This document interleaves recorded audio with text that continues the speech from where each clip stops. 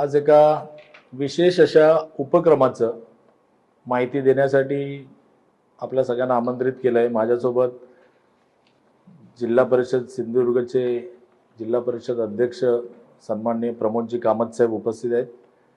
त्याचप्रमाणे भारतीय जनता पार्टीचे जिल्हा सरचिटणीस रणजितजी देसाई उपस्थित आहेत आणि ज्येष्ठ आमच्या भारतीय जनता पार्टीचे उपाध्यक्ष आणि जो कार्यक्रम मी आता सांगणार आहे त्या कार्यक्रमाचे जिल्ह्याचे संयोजक प्रसन्न उर्फ बाळू देसाई उपस्थित आहेत।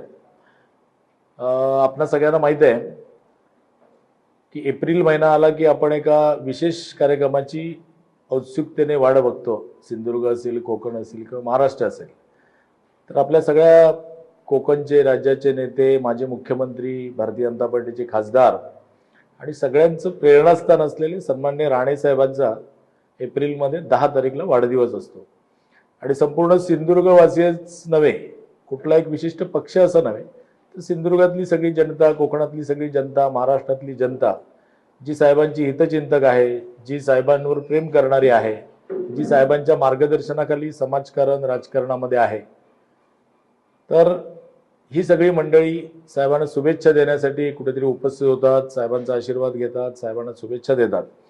तर अशाच पद्धतीने दरवर्षी आपण वाढदिवस साजरे करतो, पण यंदाचं 2026 हे वर्ष विशेष आहे। त्याचं कारण असं आहे की साहेबांचा अमृत महोत्सवी वाढदिवस या दिवशी आहे, म्हणजे 75वा वाढदिवस आपण साजरा करतोय। तर हा वाढदिवस संपूर्ण महाराष्ट्रभर खरं तर एक उत्सव या स्वरूपामध्ये संपन्न होणार आणि सिंधुदुर्ग जिल्ह्याचं तर हा सगळा म्हणजे मूळ विषयच आहे। साहेब आपलेच हे असल्यामुळे सिंधुदुर्ग जिल्ह्यातही विविध कार्यक्रमांनी हा वाढदिवस संपन्न होणार। या कार्यक्रमाचं एक वेगळं अंग आपण संसद कोकण समृद्धी महोत्सव, संसद कोकण समृद्धी महोत्सव 2026 अशा पद्धतीचा आपण एक क्रीडा महोत्सव संपूर्ण जिल्हाभर आयोजित करतोय आणि त्याची माहिती देण्यासाठी आज मी आपणा सगळ्यांना निमंत्रित या ठिकाणी केलेला आहे। तर हा महोत्सव राणे साहेबांच्या अमृत महोत्सवी वाढदिवसानिमित्त आहे। संपूर्ण जिल्हाभर जिल्ह्यातले आपले 8 तालुके हे यजमान आहेत आणि 8 तालुक्यांमध्ये वेगवेगळ्या प्रकारच्या क्रीडा स्पर्धा संपन्न होणार आहेत। कणकवली तालुक्यामध्ये बॅडमिंटन स्पर्धा ज्या जिल्हास्तरीय आहेत, काही त्यातला भाग राज्यस्तरीय आहे, अशा बॅडमिंटन स्पर्धा संपन्न होणार आहेत 5 तारीखला, 5/4ला नगरपंचायत हॉल कणकवली। स्पर्धेचे प्रमुख आहेत सुरेंद्र कोदे आणि त्यामध्ये 15 वर्षाखालील एकेरी, महिला खुला एकेरी, 40 वर्षावरील डबल, पुरुष एकेरी, पुरुष दुहेरी अशा विविध स्पर्धा आहेत त्या सगळ्यामध्ये।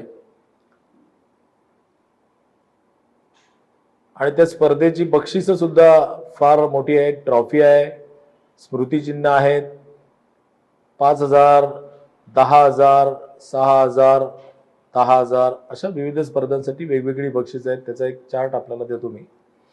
वैभववाडी तालुक्यामध्ये कुस्तीच्या स्पर्धा आयोजित केलेल्या आहेत, 10/4 साहेबांच्या वाढदिवसा दिवशीच आहेत। जिल्हास्तरीय कुस्ती स्पर्धा आयोजित केलेल्या आहेत। सुधीर नकाशे हे त्याचे प्रमुख आहेत आणि त्यामध्ये सुद्धा स्मृतिचिन्ह असेल, ट्रॉफीज असतील आणि विविध मोठ्या रकमेची बक्षिसं आहेत, गदा आहे। देवगड तालुक्यामध्ये 5 तारीखला सायक्लोथॉन स्पर्धा होणार आहे।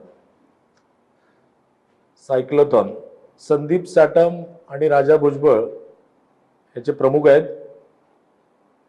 तर त्यामध्ये small, medium, large, extra large तर त्यामध्ये एक 100 मेडल आहेत सहभागी लोकांना। कुडाळ तालुक्यामध्ये ज्या स्पर्धा होणार आहेत त्यामध्ये आंतरराज्य बुद्धिबळ स्पर्धा आणि कॅरम स्पर्धा आहेत। 10 एप्रिलला गुलमोहर म्हणजे महालक्ष्मी हॉलमध्ये या संपन्न होतील। संजय वेंगुर्लेकर त्याचे प्रमुख आहेत आणि या स्पर्धांसाठी सुद्धा बुद्धिबळसाठी साधारणतः 35,000ची पारितोषिकं आहेत, कॅरमसाठी 18,500ची पारितोषिकं आहेत, ट्रॉफी, स्मृतिचिन्ह हे आहेच।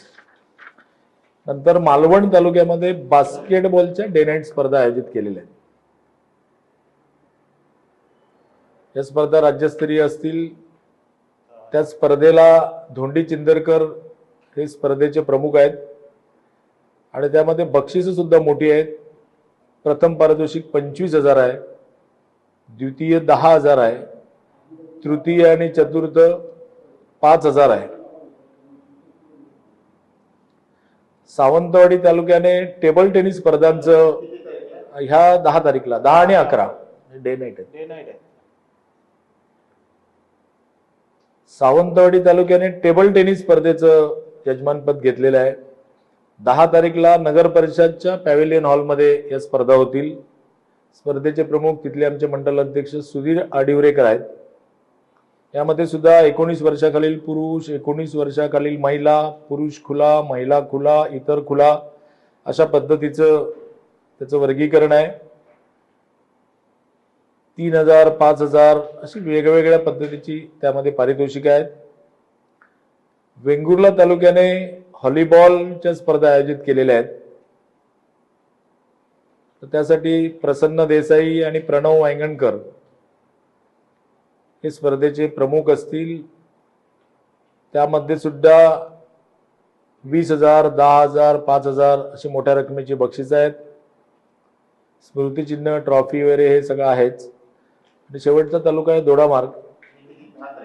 11 आणि 12 11 आणि 12 2 दिवस शनिवार रविवार म्हणून घेतले. दोडामार्ग तालुक्याने कबड्डी स्पर्धेचं यजमानपद घेतलेलं आहे. कसंही दोडामार्गच्या जिल्हा परिषद शाळेच्या पटांगणामध्ये या स्पर्धा होतील.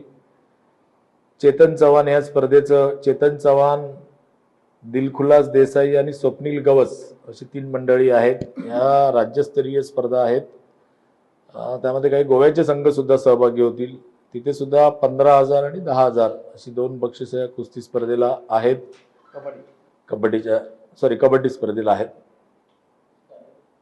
त्याची तारीख आहे